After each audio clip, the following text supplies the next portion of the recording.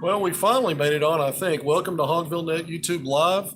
I planned to be on here about 20 minutes ago, but I got into Fayetteville about 2 hours ago and it swallowed me up. It was hard to get to Town today. I think there might have been an accident on 49. I tried different ways. I finally hit 112, got here, and now we're on to preview Arkansas, number 14 Arkansas Razorbacks men's basketball against D2 UT Tyler.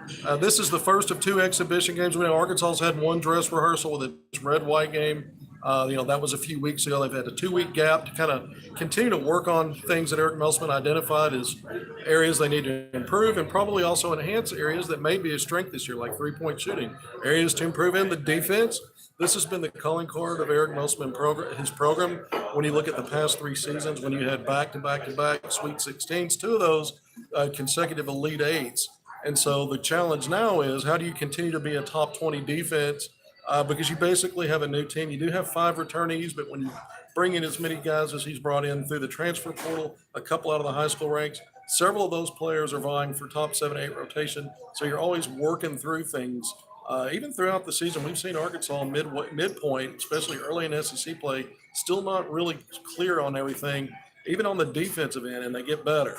The idea here is with 34 years of Division I experience with this group collectively, Musman's talked a lot about being further along offense, defense, in terms of what the coaches have been able to implement in their system sooner than typically than what's been typical. And so you take a look at that for if you're Eric Musman, how do you continue to be good on offense in transition like they have been in the like they were in the red white showcase, intra squad scrimmage.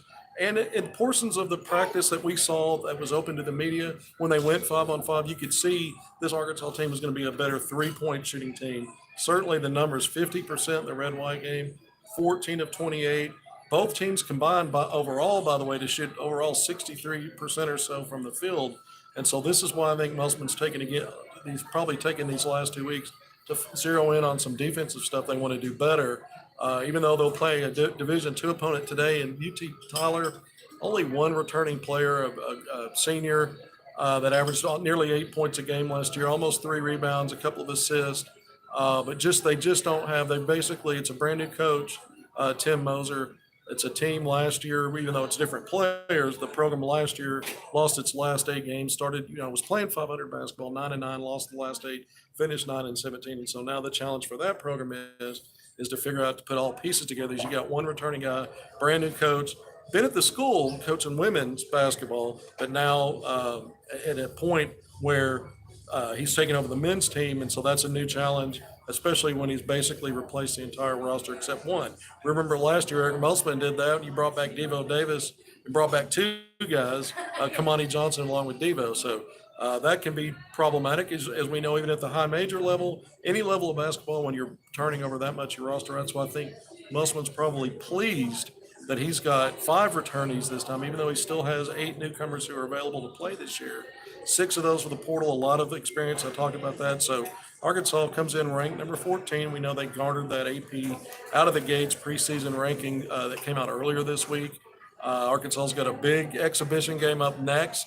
You don't want to look past this one because this is going to be used, and we're going to talk about it, to help Arkansas get better in some ways, maybe help learn some of what the rotation will be. We're going to talk about who's available and maybe who's not. That's also plays into this. But with Purdue, the 3rd-ranked team in AP, number 1 according to KenPom and those initial rankings that came out on Sunday. That's a big charity exhibition game just in 8 days. It'll be a Saturday, no football game that weekend. They'll have Bud Walton Arena in Fayetteville. Everybody's attention. That game will be live streamed, by the way, SEC Network Plus. But first, you played UT Tyler. Again, I think this is going to be a situation where you're not paying attention to the score unless Arkansas is struggling. They did that 2 years ago against East Central University, by the way, down 14 with about 11 minutes left. Had to come back, scratch it out at the end, 1-3, a game Arkansas could have lost. So you never take these games in these situations for advantage. But you do want to see, does Musman try to figure out a rotation, even in this game, as soon as this game, we're seeking to let everybody play. Typically, he gets everybody in, even if they're struggling against the D2s. He's 3-0, trying to go 4-0 against D2. Right now, 5-1 in exhibition games. We know the road game at Texas, a ranked team last year. Arkansas lost that exhibition game. So trying to get to 6-1 tonight against exhibition opponents under Musselman, and certainly get to 4-0 against D2 exhibition opponents, which you expect Arkansas should do. But again, we talked about the problems a couple of years ago, so we keep an eye on some of that stuff. But I think it's very interesting going into this because we know Trevor Brazil's a guy that just recently was cleared to play 5-on-5 and go live full contact scrimmaging. That happened on Pro Day. He blew away the pro scouts, 30 front office or scouts in the building that day, representing at least 23 NBA teams. One of the scouts that I talked to said that he saw Brazil's at play, looked to him like a lottery pick type of guy, top 5, top 10, just based on that one outing. Of course, he hasn't played in a game yet this season. He hasn't played in a game since early December, going back to last year when he got hurt against North Carolina Greensboro and was out. So Trevor Brazil, does he go tonight? I think he might. Is he in the starting lineup? I don't know. Maybe he comes off the bench. Last year, Nick Smith Jr. was a day one starter when he was available. However, he did play off the bench twice when he came back from dealing with his knee issues. He played off the bench and only played a handful of minutes or so. And that was his first game action before getting back into the regular lineup and being a starter. So we'll see if they do Brazil similarly. But whether he's in the starting lineup tonight or coming off the bench, what are the expectations for him as far as minutes played and how he fits? That's going to be something that's going to be determined by Eric Musselman. But hearing him at SEC Media Days just a couple of days ago, Musselman said, he may or may not play tonight. They definitely would play him some against Purdue, he said. So no expectations going tonight. I have an instinct that he might play. How much, that's where my instincts stop. But I would say probably not a lot. But at the same time, you've also got Khalif Battle, the junior transfer guard from Temple. He's missed a lot of time in July when Arkansas got back to campus after that 18-day break. The fall semester began. Practices resumed immediately, and he missed good chunks of that. He was there on the practice floor the day that media was inside the Performance Center to watch about 45 minutes. We saw some of that 5-on-5. He took part in all of that, but about a week later in the red-white game, less than a week later, on October 4th, that was a Wednesday at Barnhill, he took himself out of the pregame warm-ups. He was having issues with his foot. They x-rayed it. He comes back to the court for the game and is in street clothes and has a walking boot on. He's got crutches. So he just returned and resumed practicing on Monday of this week. So does he play? I mean, do they feel like he's ready to do anything? Maybe there's an opportunity to get to work him in. Maybe they feel like he's ready to get in and show something, or maybe not. We just don't know. The other tidbit I'll just throw in here, and I'm not trying to create any controversy, but the last I heard on Jalen Graham, going back to Pro Day, the NBA scout told me he did not take part in that. Khalif Battle obviously didn't take part, but he hadn't been back to practice at that point. That just happened on Monday. But Jalen Graham had not been through Pro Day. So I'm not sure what's exactly going on there. I have an inkling based on what I was told, but I can't talk about that. But let's see if he's limited. Let's see how much availability he has tonight. Maybe he's ready to go full go. But again, he missed Pro Day, and based on what I was told, I do have some questions, not having any follow-up on it to this point. Is he going to be limited? Are they going to squeeze down his minutes? Because you'd like to really see what he can bring down to the court in a normal situation as far as where you think he might have progressed rotation-wise. Musselman's really bragged about Jalen Graham, his work ethic, how hard he's practiced, how he's really starting to buy into all the things they expect, not just his offense. Because his offense is pretty good. We know he's an inside 15 feet in guy. He's not a stretch guy, but he's a guy that's very effective going left or right, using the dribble with his quickness and explosive hops, and then his finishing touch. But he likes the spin moves, the pivots, change of direction. So the offense has been there. Can he help Arkansas in other ways? Makai Mitchell, here's a guy we really haven't talked a lot about. He missed June and July. He was in his own walking boot when they got back to campus on Memorial Day weekend. But here's a guy to me that played really well for Arkansas last year, given that Trevor Brazil was out. Started all but one game, was solid. There was a stretch of games at the end of the regular season where I thought he faded a little bit and picked some of that back up in postseason. But he's a guy that I think is going to really help anchor that front line. He's a good passer out of the mid and low post.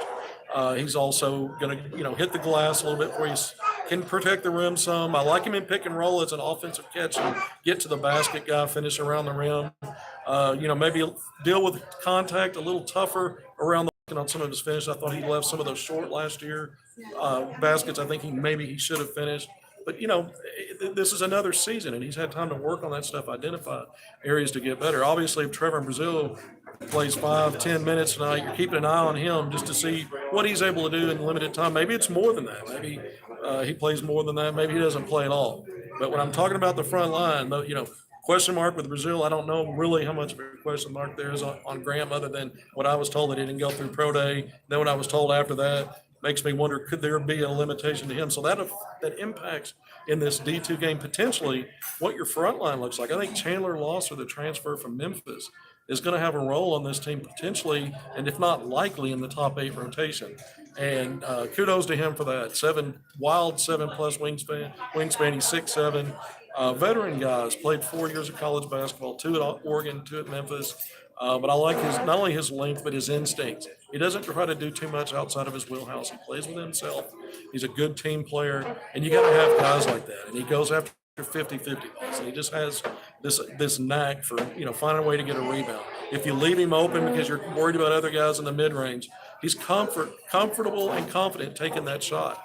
And by percentage, he was a 50% three-point shooter last year. Very small sample size at Memphis, 7 of 14. But it tells me that he understands he's not a three-point shooter. But if you just are going to give it to him, he's going to make you at least think about covering him out there, because he can knock it down at a decent clip when he takes it. So, kind of going through Arkansas's front line, Denaje Harris, because Arkansas depth, 6'7", another senior that's had 4 years of basketball experience at the college level. I think he's been, a guy that's, helped Arkansas in practice, because he's a blue-collar guy that continues to play hard. He also plays with himself. You look at his numbers, efficient guy. So, looking around Arkansas's front line with all those veteran guys, those are the names we talk about. Bay Fall, I'm interested to see when he checks in tonight, how much run the true freshman gets. 6'11" center, very talented, athletic. Nice family sitting here having food. By the way, I'm at Jose's Bar and Grill. I may have failed to mention that this is my new sponsor that we're going to be setting up for pre-games here. And I wanted to say it right out of the gates, but I was about 20 minutes late dealing with traffic today. That I planned on being here an hour early to set up and relax and see some friends, some people that have come from Hogville actually to see us, and friends I have up here. But I was 2 hours once I got to Fayetteville to get here, so we're running a little behind, and I'm probably a little manic going through some of this because I'm on a time crunch now to get down to Fayetteville. So I'm not as worried tonight about this opponent. Again, you respect everybody, but this is a team, again, everybody's new. I looked at the roster. They've got 21 names on that Division II roster. 10 players, by the way, that are upperclassmen. And then I think it was 6 or 7 guys that are at least 6'6" or taller. So, who knows how many of the 21 will be on the bench tonight for UT Tyler. Again, one guy returning, a 6-foot guard who's been around for a while, but, hasn't been a star player there. And you never know with a new mix. Sometimes that can be a big disadvantage. Sometimes it can be advantageous, and you've got a new coach there as well. But I'm more interested in rotations, because I started going through some of the injury stuff and question marks, then talked about the front line. But when I look at the backcourt, I see a stable of 3 out of the gates. And it starts with Devo Davis, guys like Tremont Mark, the transfer from Houston, L. Ellis, the transfer from Louisville. I think these guys, I've seen them all along as top 6, 7. And now I'm seeing them, whether or not all 3 of them are in the starting lineup or not, they have starter value. They're going to play starter minutes. Think of Devo Davis. The previous 3 years, whether he's been a starter or a 6-man, he's usually on the court at the end of the games. He's the guy that's getting those starter minutes. When you think of starters, he's that guy that you see a lot, whether technically he was on the floor when the ball tipped. So I think all 3 of those guys have that kind of role coming into this season. And based on what they've done through fall camp in the summer, then fall camp, and what I've seen so far, the limited, that one practice and then red-white game. But I stay on this. I think those 3 guys with your backcourt, you build around that. That's why you can maybe absorb not having a Khalif battle. Maybe they have him. Maybe he's full go tonight. But if you don't, and you've missed him some in practice, I think those guys are your stable, your top 3 in that backcourt 4 right now. I look at guys like Jeremiah Davenport and Joseph Pinion. They have been so much fun to watch so far. And why is that? Because Arkansas has been a dreadful 3-point shooting team the past 2 seasons. These guys have been lighting up. What I've seen in person in these 2, it's small sample size, but they're not bashful. They're effective, confident, opinion, if you run him off the 3 line now, showing versatility with some of that athleticism he had and not showing as much concern about his knee, he's playing like it's not a factor. And it's been a while since probably his sophomore season in high school, since he had that kind of confidence level using his athleticism. So both of those guys, I think the big thing is defensively. I think there may be some lateral movement issues there at times for both of those guys, and what Eric Musselman's trying to do. Going back to defense, at some point, yeah, you want to get better behind the 3-point line, but I don't think they want to compromise too much defensively. So we'll see where those guys can fit into more of this conversation of top 8 rotation. Maybe tonight's a chance for either one or both to showcase. Certainly, if Battle's limited, or not playing, you would think that that's the case, because that's another backcourt spot and minutes that you might be able to grab there. But I do think both of those guys immediately make Arkansas a better 3-point shooting team. I think Debo Davis is a more mature and efficient 3-point shooter, better decision maker. He's not necessarily a guy you want taking a lot in volume, but he's been efficient, and you're okay with his volume going up some. I think El Ellis is going to be – he's a scorer, man. The NBA scout I talked to that praised Trevor Brazil's performance, and several of the scouts did, by the way, when it came to Brazil, but the scout that called him a lottery pick and really went on, he said he thought El Ellis, he goes, man, that guy, he goes, he's a scorer. He goes, he's just a good basketball player, too. He said he might just very well be Arkansas's best guard on this team. And these scouts, they get around. This same scout's been to every Arkansas pro day since Musselman's been here. He goes to multiple pro days and practices throughout this time of year. They're going to games throughout the year, so they are seeing everybody in college basketball that matters, the programs that matter, the programs that are trying to churn out NBA-level guys. And so that's a pretty heavy compliment for El Ellis. I was impressed with him at the red-white game. I thought he was probably the most consistent of the guards half to half, and his reads and decision-making I really liked. I liked him because he knew when to defer, 6 assists. He knew when to set guys up. I liked when he took shots, and a couple of times when it felt to me like he'd kind of run through options 1, 2, and 3 that weren't there, and he took a couple of tough shots that he was confident in taking. He stuck them. He made them, and so they weren't bad shots. They were maybe not the most preferred choice, but he went through when it's a quarterback, you call it, he's going through his reads and his checks down. That's what he did, and he made made something positive by making a basket when the other options weren't there. So I like El Ellis. Going back to guys like Lawson, Ellis, and Mark, I'm already seeing guys fitting in to top 8 rotation discussion who were not on this team last year. So that's for me right now, I would say the same about Battle. I mean, he was projected as that. He was brought in to be that. And so I'm confident saying that Battle's that kind of guy when healthy. Now, you miss practice time and you miss substantial practice time, you get behind. And there's other good players. This is the thing about Arkansas this year in year 5 under Musselman. I think every position, 1 through 5, there's more depth and there's more versatility of skill sets and what guys can bring to the table at each position. So then that creates competition. So a guy like Battle may have an uphill battle. Once he came back on Monday, how far behind is he? How much trust can they put him to put him into a rotation role right now? Do we even worry about rotation roles tonight?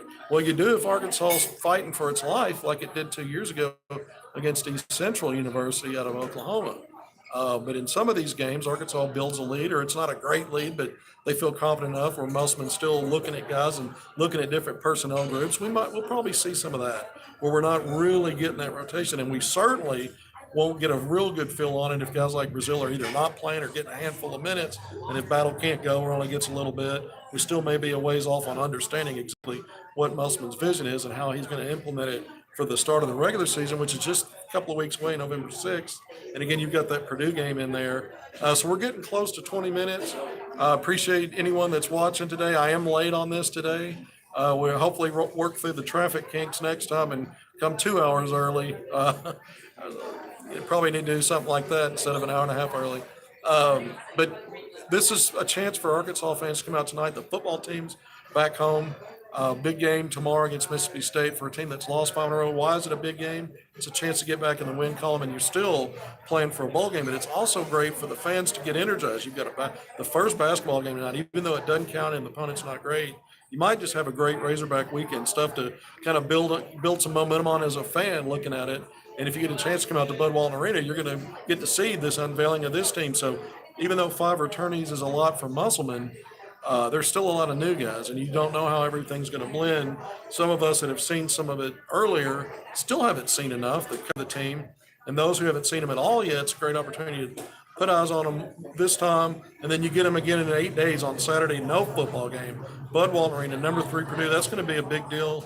And I really think Eric Musselman, when I watched him at SEC Media Days, when I've talked to him in the media opportunities that we had after the red-white game and after that practice, he's confident. Sometimes you could say a lot, you could tell a lot about where his mind is. It's sometimes not what he doesn't say, and then sometimes how he talks about what's on his mind. You can tell it's going one direction or the other sometimes. And I think he loves the fact that this team has so much experience.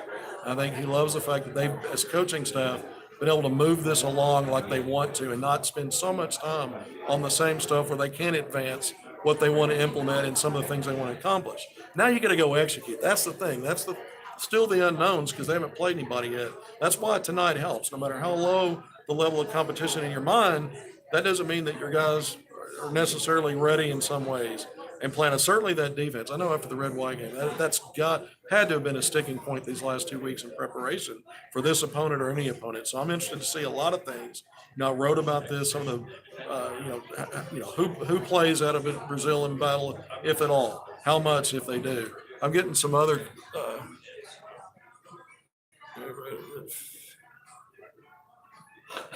I don't know what I saw there. I don't know what someone's talking about. Fictional character Kevin Bacon. Okay, whatever that means. 6 Degrees. That guy's a hell of an actor, right? He's had a nice run. Don't know how much basketball he plays or knows. I don't know how much I know. I know I don't play it anymore. I love playing it. But the Razorbacks tonight, to me, this again, year 5 with Musselman, going back to his confidence level and some of the things he's talked about, I really haven't heard that to the level and some of the stuff he's talking about. So that tells me my instincts. When I was looking at this on paper and then seeing some of these guys, it's somewhat correct in that all that experience, that means something. You may not have 3 lottery pick or 3 one and dones, 2 first rounders and a lottery pick in this group like you did a year ago, but you got a lot of different dynamics, still a lot of talent. Again, sometimes it's not about how good the individual players are, but how do they fit? Where are you weakest? What are your weak links? Last year for Arkansas, a couple of injuries, it was obvious. With Brazil and Nick Smith Jr. out, that was bad enough, but they just didn't have enough collective offensive skill sets shooting the ball, even mid-range, let alone three-pointers. And I feel like this group has a little bit of everything at each position. And I think, Brazil having to, you're coming back from basically 10-plus months out and you go through that, that pro day and you open up all those eyes that way. I don't think any of those scouts were expecting that, knowing what his situation had been. So you just hope there's more carryover game to game. He's going to have his ups and downs while he gets reacclimated. But that was a great thing to see and hear about. I didn't see it, but the people that saw it and got it back to me, they were very impressed. And so that was your centerpiece anyway, he and Devo Davis. You'd love to hear that because you pretty much know what you're getting from Devo.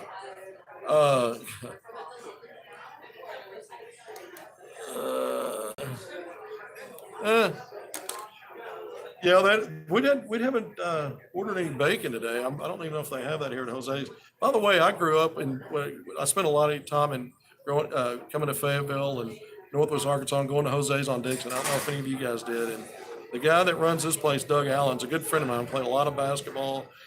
This is in Town, but he partnered up with Joe Fennell, who owned the original Jose's, and he's still in it. He was a bartender when he was in school up there at Jose's. And so I love to see that carryover. I'm kind of like him. I'm a longevity guy with whatever I do. The grass is not greener. I like to stick with it. Doug's been a great guy and a great partner now. And someone I know that runs a great organization and restaurant. So I'm glad to be here doing this and him partnering with me this year. This is going to be fun for me.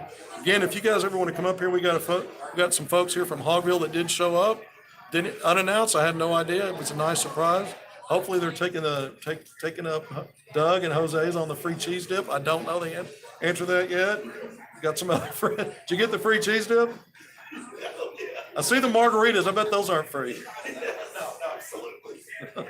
Well, we're having some fun up here. I'm trying to have fun. I was, like I said, running late. I took a back route that I'd never been before just to get here because things were jammed up a little bit on 49. All right, no complaints about Fayetteville or Northwest Arkansas. It's going to be hopefully a great weekend for Hog fans. Again, basketball, football tomorrow. You want to stack a couple of wins.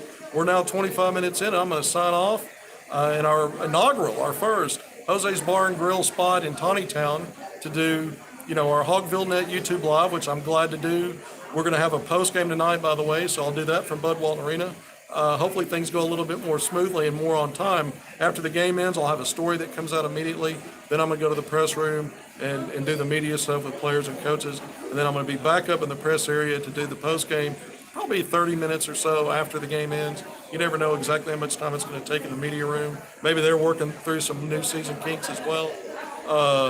But looks great, again, to be on here with you guys. I look forward to being back on this evening, hopefully talking about an Arkansas win and what went well and what they need to work on. Until tonight, see you then.